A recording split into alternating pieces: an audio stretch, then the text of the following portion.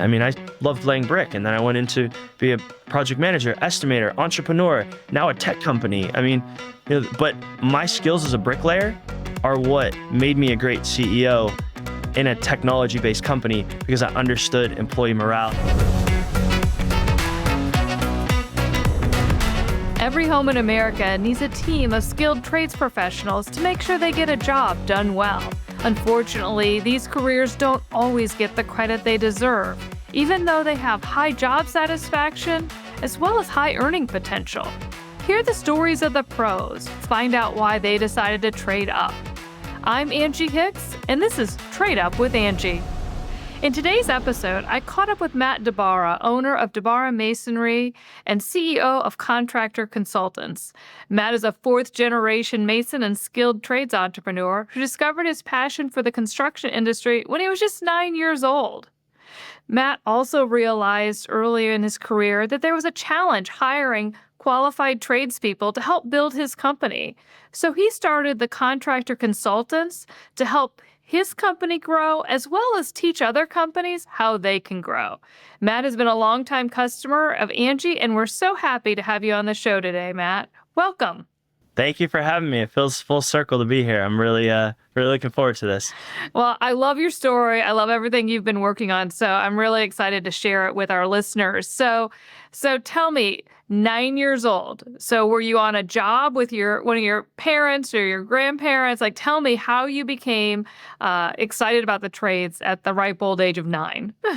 Well, if you can believe this, my dad used to come home with printed out photos. So once a week, he would come and he would develop all the film and he would add those photos to his brochure for showing prospective clients. And so once we got going, I'd sort the pictures. And this was at 5, 6, 7, 8 years old. And I was always really excited to build these things with him. I wanted to get started out in the field, and my mom's like, he's too young. He can't get started. He's 7, 8, 9, or 7, 8 at the time. And then one summer I had a ton of energy and she was like, take him, he's ready. He's ready. So that was kind of the start of my trades career. Oh my gosh, that's great. So what was one of the first tasks your dad gave you besides sorting the pictures when you got to actually get on a job site? So there was a rite of passage. I went and bought a pair of work boots. That was a big family milestone. So I got the proper protective wear, if you will. And then I started on a project. And the first thing I do when I show up, my dad hands me a big black trash bag. And he says, all right, I want you to pick up all the trash. And I rushed to do that. And then I was picking up trash for the electricians and the plumbers. And I was kind of just the trash person for 3 or 4 days. And so when people say they started at the bottom, I mean, I literally, I started at the very, very Everything bottom needs beginning. done. Yeah. Exactly. So you're following in your family's footsteps, a fourth generation. So tell me a little bit about the family history, how your family got into the trades, what types of things they specialized in. So it's interesting. We never actually set out to be contractors. That's the lineage as I understand it. Both my great-grandfathers came here from Italy in the early 1900s. And when my grandparents got married, they had both built their homes from the ground up. And so they started working for neighbors who spoke Italian. And so it would be like, hey, can you help me with this? I saw you did that. And my grandfather really enjoyed the trade and learned it. And so we started as builders. And it just evolved. And pretty soon they were working for people who spoke English. And that's when we joked that we became contractors, because before then there were no contracts. And so my grandparents, when they were kids, used to translate how they would write out the pricing for, the English speaking folks, because they didn't speak great English early on. And we just grew from there. That was kind of the origin of it. Oh, that's a great story. And so many families have done this, where they've done the trades generation after generation. And that really was what evolved into the, so-and-so and sons. I mean, that was kind of one of the more common names that you would hear of contracting companies. So it's neat to see such a rich history in your family of the trades. So when you were in high school, Matt, you won the SkillsUSA National Championship. Tell us a little bit about SkillsUSA and how that helped your career. My dad actually growing up, he said, look, the rule in our family was you were going to learn the trade. They said, you want to be a doctor, a lawyer, it didn't matter. And I think Not that my dad had his master's degree in criminal justice actually, but he loved the trades. And so he was like, look, learn it and then decide what you want to do. So I was never forced to be in the business. Um, I knew that I wanted to go to a vocational high school and I knew that I wanted to participate in the trade. When you start in high school in a vocational high school, we had SkillsUSA kind of woven into that program.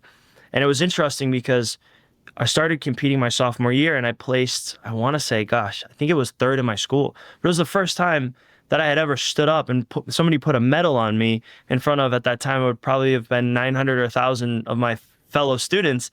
And people are clapping for me laying brick. And it's one thing when your dad tells you you're doing a good job, right? I happen to Right. work in a family business where that was the case. And it was another thing when your clients liked what you did, but I had never received that external validation. And so as I progressed in Skills USA and it was further along, I mean, we're going to state competitions where, you're the best in the state, which I achieved. And that's in front of thousands, of the states broken up into districts. And so it solidified my confidence in, wow, this is something much bigger than just my dad saying, hey, good job. And, I'm really actually am good at this, which was interesting. Yeah.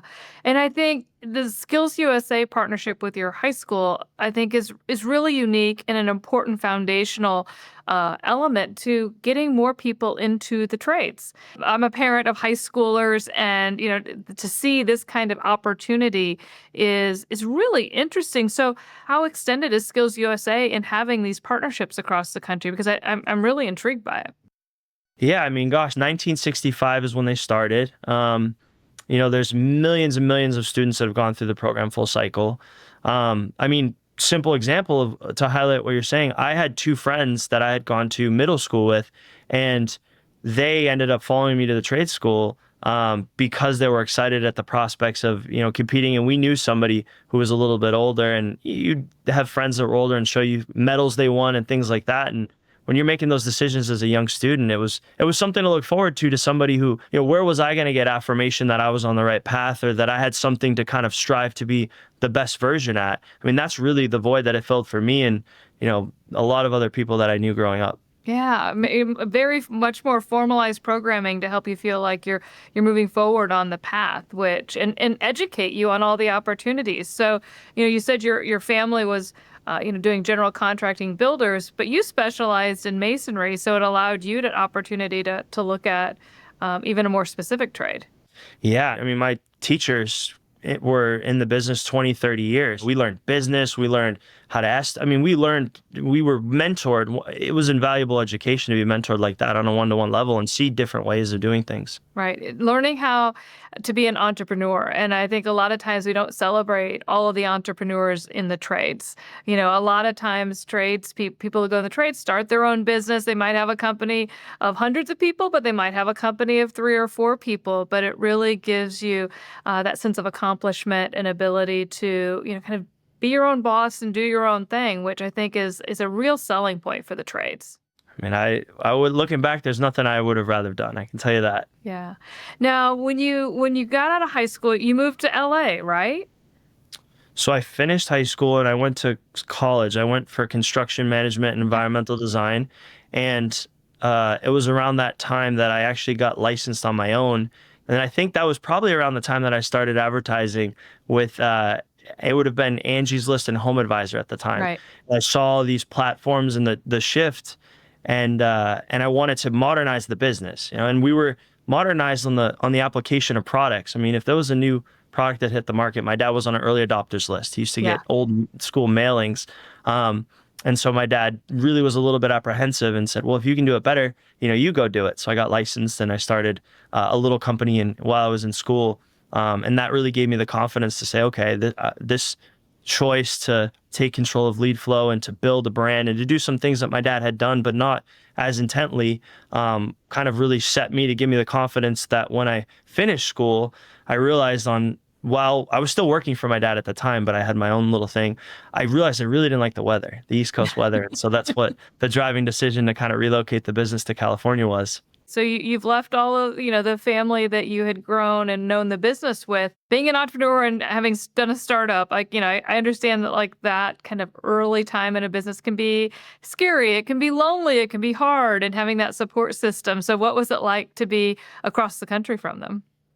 Well, there's two things. One was growing up, my grandfather always had this, he was in the Navy and he always said, he loved California and he always talked about moving out there and didn't love the cold weather. Yeah. And he was towards, later in life in his late 70s. And I could see that being a regret. And so when I felt this, I went to him and he was like, if this is important to you and, you don't want to look back like I do right now.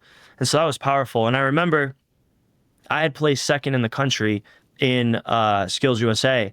And so I remember putting my tool bag inside the trunk of my car as the last thing I packed. And I knew that I had the trowel in the trunk and that I could stop anywhere in the country and I could work on any job site. I mean, I was confident I could walk up, and start laying brick and they would hire me. And so had I not had the experience from SkillsUSA and the confidence mixed in a little bit with the entrepreneurial side, but really that confidence from the metals, I don't know that I could have packed up the car and gone. Right. Right. And I think that's something that we don't always talk about is the fact that once you learn this trade, the need for people in the industry is incredible. And you could literally just up and stop in an area and you could decide that's where you're going to hang out your shingle. So had you decided to stop in the Midwest where I'm at, you would have made a great business here as well. Yeah, it was, I actually did that when I first touched down in California. I found something online and I worked within the first 3 days. I had one friend out there. And so, that was just that confidence in the skill set was, I think, yeah, highlighting that is important because I think we don't realize how lifelong these skills are and the ability to fall back on it. Even if maybe later in life you decide it's not going to be your main thing, you might grow to love a different industry or a different part of the industry. It never goes away. Right. You might pick it up in a second career.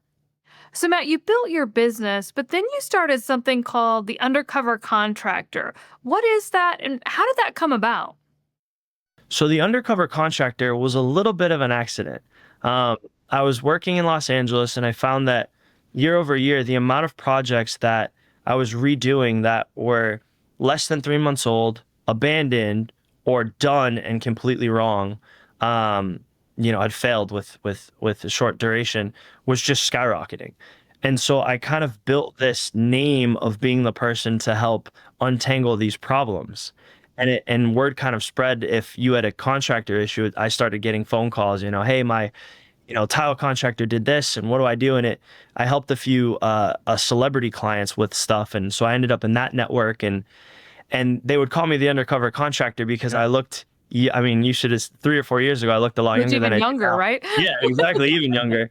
And so it was this very unassuming, I'd go on a walkthrough and I'd find these material defects or, contract issues and things like that, issues with licensure or all kinds of things. And they didn't expect it from me. So I would walk the site as the neighbor or the nephew or, and I'd listen to the conversation and then tell them what to send as an email after. And that's kind of how the nickname came about and really how the whole brand and mission of empowering homeowners, that's where that stemmed from. Yeah. Is there one piece of advice you give homeowners when hiring contractors? What's your favorite? Gosh, there's so many, but every less than ideal scenario I've ever sat with a homeowner on, they all had one thing in common. And it was that at one point they trusted the contractor. And there was this feeling of trust. And there's disappointment around, I trusted that person. Jack came to my house. He was here with his daughter. I trusted him. And I've never found one that didn't have that element of trust. And so what I tried to build with the system around how do you find contractors? How do you vet them? How do you hire them, right? Navigate the contract and how do you manage them? Those 4 simple steps. I wanted to get away from this gut feeling of trust and into a system. So I think there's platforms like obviously Angi is amazing for finding great pros. But I think the more there's data with trust, like for example, I went and found my contractor on Angi. There's all the benefits there. And then it's like, well, what am I looking for in a good contract versus a bad one? What are some of the things that you can do that are more data driven and process driven as opposed to just trust? Right. It's a good point. So that you're kind of basing it on fact and not just a feeling. I always encourage people never to ignore their gut feeling, but the more, concrete information you have, the better as well. Yeah. Yeah. So let's switch gears and talk about contractor consultants. We're at a time when there's not enough people going into the skilled trades, and we need to work really hard to bring awareness about that because there's a lot of opportunities. It's amazing how high job satisfaction is in the trades, and how well it pays. We talked about entrepreneurship already and that opportunity to be your own boss. So talk to me about the challenge you're solving with contractor consultants. Well, it started with fixing my problem. I never really set out to start a company around it in the early days. It was really right around 2019, the business kind of hit a pinnacle. I was doing a veterans memorial cemetery in LA. So it was a big high profile project, ribbon cutting ceremony. Had a few celebrity projects I was doing. And there was actually a moment I stopped and said, wow, my great grandfathers got on a boat from Italy for this. Like, this is what they had wanted to do. And with every great reward comes something around the corner. And for me, it was this inability to hire. And so all the things I was doing weren't working, and I lost a lot of money. My management team brought me into a meeting, and they finally, because they were reminding me, hey Matt, I don't know that we can staff this. Hey Matt, we're selling a lot. And I was ignoring it because because I grew up in the early 2000s and 2008, where there was the Great Recession. So my belief at that time was, if you could sell work, you were fine. You're gonna be, yeah, you'll figure out Yeah, a way to get it done, right? that's it. Yeah, that was the mentality, and it was the wrong mentality in a big way. And so I had liquidated damages. I had projects that were going over schedule. I mean, we performed work and did it well. It's just I overcompensated how much we could do based on the labor force. And so in losing that amount of money and having that problem, I set out and I said, I wrote down that if I cannot solve this issue, that for me, solve it, that I won't continue the business. And so that set a quest of, a few years and trying to just figure this out, and consultants and mentors and travel and books and other industries, and, and just trial and error. I took full management of the entire process. I did every interview, all of it, so that I could piece together like a mad scientist, all the things that were working and weren't. You had to And get down to the data, just like you advised homeowners. Yeah, exactly. I wanted to, and so at one point I had more than 50 recruiters working. We had a spreadsheet. I had 2 full-time assistants. We were checking in with them twice a week. I mean, I was obsessed. I was like, I need to figure Yeah. this out. And that stemmed to me solving my problem and a model we built. And originally it was going to be education based. So we built a course, and then I realized there was a need for more hands-on. And so I said, well, let's adapt to what the market needs. And so we built something that disrupts, I think, the traditional recruiter model, where it's more contractor friendly. It's putting all the things that I believed I wanted as a contractor in the forefront. Yeah. As I've talked to contractors over the years, I mean, they are passionate and love doing their trade, but this is an example of the front office stuff that may not be their favorite thing to do. So how can we think about creating ways to make it easier, right? And kind of giving a blueprint for how to go and tackle the hiring challenges. Because, for them, if you have a company of 4 people and you need to hire someone, that extra person's going to make a material difference in your business. But you're not scaling to a point where you have an entire, group of people that do all of those functions as far as recruiting and figuring that out. So it's much more of a one-off in many scenarios. And that's what we set out to do, because that was the challenge: is how do you take a contractor, a construction business owner, a pro, if you will, how do you take them, and if they're coming to you already overstretched, right? And saying, look, I don't have the bandwidth, I need this person.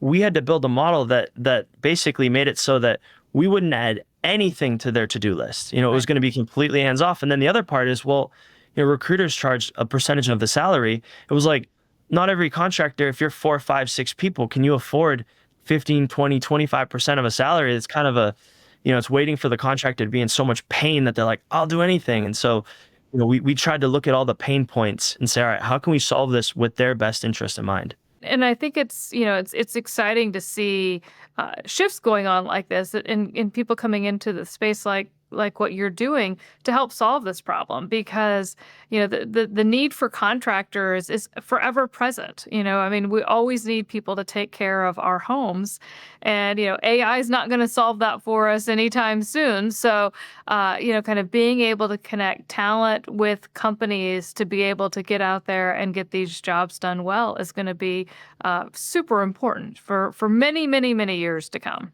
Well, and what was neat is the offshoot of this was we started with one side of the marketplace, which was how to get construction businesses to hire.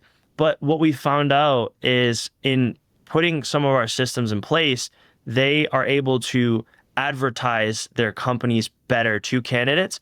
And we're actually seeing an increase in people wanting to enter the trades as a result because we're helping our clients make the roles look more exciting Right. and to highlight what they do that's fun and exciting and unique. So there's this offshoot of we're actually pulling people into the trade as a kind of secondary effect of what we've been able to do with contractors, which was really, it's solving this huge labor shortage that we have in the country. It absolutely is. I think we need to be talking more and more about all the unique and interesting opportunities in these roles, because, you might start out like you did when you were 9 and you're like, on every job site, there's things we love to do and there's things we may not like to do. You started picking up the trash in your first job. But you quickly evolved. You talked about the fact that you're learning, kind of new trends and new cutting edge materials and techniques to continue to evolve your business. And that makes it super exciting for someone going in. It is never going to be a boring career path. We don't see the greatness within our companies because we're just around it all the time. Right. And so one of the exercises we do is an audit with the existing team, and we say take one or two of your top team members that you're been with you 5 years or 10 years, or somebody who if you could clone them. We use the example, if you could clone them, who would it be? And we encourage them to sit down with them and spend 15 minutes and ask them, why have you worked here for 7 years? What is it you love about the company? And so they're able to distill down all of these really exciting elements and then put it at the forefront and just amplify what they're already doing. But a lot of times I think there's that humility, at least that I was taught, where it's like, that humility around the trades, and also you don't feel like it's something special, right? But when we take the time to do this, I mean, we see all kinds of stuff like, oh my gosh, birthdays and all kinds of unique stuff with the owner and the type of business. And it's like, when you move that to the front of the job ad, right? And you're not doing anything different. You're just amplifying what's already there. It's really exciting to see what that does to the trades now, because it goes from, hey, we're hiring a plumber, to join our growing plumbing team and all the amazing things about this company. Exactly. And you said something, it's like you don't think it's something special unless you don't know how to do it. Put yourself in the shoes of the homeowner who has no idea how to do, masonry, roofing, painting, etc. And to find someone who is truly skilled at that trade really, can change the way they feel about their house, can remove stress, and just make them super excited about where they live, so that birthday party, etc. is going to be just that much better. I agree. So what advice do you have for folks who are considering entering the trades, to that, 17, 16-year-old that's trying to figure out what they're going to do with their career? What advice do you have for them? Well, I mean, I could speak on what I did, and I did this at a time where nobody was encouraging me to go in the trades. As a matter of fact, if in 2008 when I started, they were telling me to get out. They were saying this is the best time to go to college, the best time to get out of a trade. I followed my heart. I just enjoyed being outside. I enjoyed working with my hands. So I think it's listening to that inner part of you and kind of really trying to push out the noise. I have a lot of friends and a lot of people I know and their kids, and they just enjoy it. But there's a little bit of, well, yeah, or like, but can you make money at that? Or can you? And I think the second part of that is, if you commit to being great while you're there, that was a big part of what I think worked well with my journey. I always set out to do the best version of whatever it is I was doing. And for me, it was a little bit of a cheat code because my dad had a pay scale. So for example, like if I could use the mortar mixer, I'd get 50 cents an hour more. And then when I could learn how to cut brick, but what that built in me was this desire to grow and do everything I was doing at the best possible way. And I remember even like sweeping the shop floor in a vocational school. And, I would always do my best and sweep the corners and do a really good job. And remember one day, my shop teacher, he was like, Matt, you come. He's like, we got to clean this job site. He's like, we're short a guy and you always do a great job. And I was young at the time. Like I was a sophomore. We weren't supposed to be going out on job sites at that age. And so I think number one, trust your inner listening if you want to do this. Number two is, if you make the commitment, go all in. Yeah. Learn, read, and follow that passion. And worst case scenario, if you ever decide you want to do something different, the skill set of the work ethic, the skill set of some of these fundamental skills will follow you in any business or industry you decide to go in. Because that's usually the next thing is, well, what if I change my mind? Or what if I don't want to do this? Which I've done. I mean, I loved laying brick, and then I went into be a project manager, estimator, entrepreneur, now a tech company. I mean, but my skills as a bricklayer are what made me a great CEO in a technology-based company, because I understood employee morale. I understood. So looking further down the line, there's so much to be gained from a career in the trades. Yeah, I mean, because you have to wear every single hat. And, so even if you decide, you're in it for 10 years and you decide I want to do something different, you might make a great salesperson or be the best person at kind of keeping the books in an entrepreneurial organization. I mean, you just learn so many things, and you can't compare kind of the ability to kind of see so many different tasks and explore so many different things while you're doing a fantastic trade. And the growth now, I think, is different than when I was growing up. Like, because the trades are starving for great people, I interned at a huge company in college, thousands and thousands of employees. And it was very much rank and file. And we couldn't, even if I progressed to a skill set, there was no room. Now it's like companies are setting aside all the traditional barriers. And it's like, it's very much merit-based in the sense that if you have the skill set, they'll put you in, whether you're young, whether, gender aside, they'll give you a shot. Ethnicity aside. Exactly. And that's the really neat part about this industry that I think is the ability to grow. I see people that are fresh out of school and 6 months later, they're running job sites because it's like, hey, you proved yourself and here it is. Right. There's more responsibility as you prove yourself. And I think that can-do attitude and that hard work, that good work ethic, are skill sets that are really important in an environment like that. Because if you show that, you're just going to have more opportunities come your way. Yeah. So what we do like to wrap the podcast with a question, a trade up tip, and take a question from the listener. So this question comes from Nate. Are there trade jobs that require college? I always hear the trades are an alternative to college, that you don't need a college degree to make X amount of money. But are there trades that have a college pipeline? Oh, that's a good question. There's definitely on the bigger company side, if you're looking at 150 employees or up, especially in the general contracting space, a lot of them like to see a degree in construction management. But even that is changing a lot of, because we're obviously in the hiring space, so we have the data on what companies are saying yes or no to. And we're finding that even companies that traditionally would say they wanted a college degree are looking more at, well, did they work in the field? Did they have a similar role right out of high school? Because that's value-based. I don't know that there's any that is a definite yes to requiring that degree. Yeah. And I think you're seeing that in even more than just the trades, more and more. It's can you do the task that's necessary? College can be a nice additive element to it, but it isn't always an either or. I've really enjoyed learning about your background and your story and all that you're doing to really help to address the trade labor shortage. So thanks for being on the show. Thank you for having me. Thanks for listening to Trade Up. I'm Angie Hicks. You can learn more about the show at Angi.com/trade-up. Share your thoughts on the show, ask questions, and learn more about the skilled trades.